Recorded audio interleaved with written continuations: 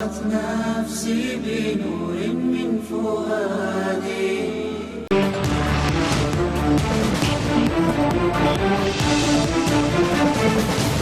अफ्रीकी मुल्क तंजानिया में मुस्लिम खातून सियासतदान सामिया हसन ने मुल्क की तारीख की पहली मुसलमान खातून की हैसियत से सदारती हल्फ उठाने का एजाज़ हासिल कर लिया।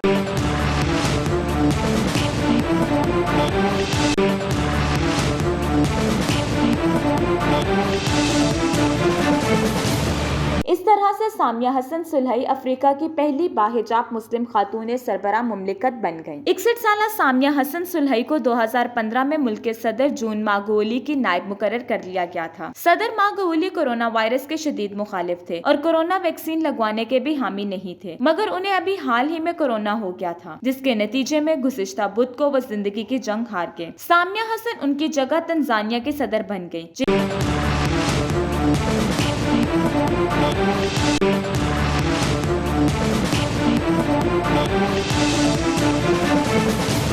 इन्हें हल्फ उठाते वक्त 21 तोपों की सलामी भी दी गई, जबकि उन्हें गार्ड ऑफ ऑनर भी पेश किया गया। जुम्मे को सामिया हसन ने उस वक्त मगरबी मीडिया की तवज्जो मबजूल कर ली जब सदारती ओहदा उठाते हुए उन्होंने दाएं हाथ में कुरान करीम का नुस्खा उठा लिया।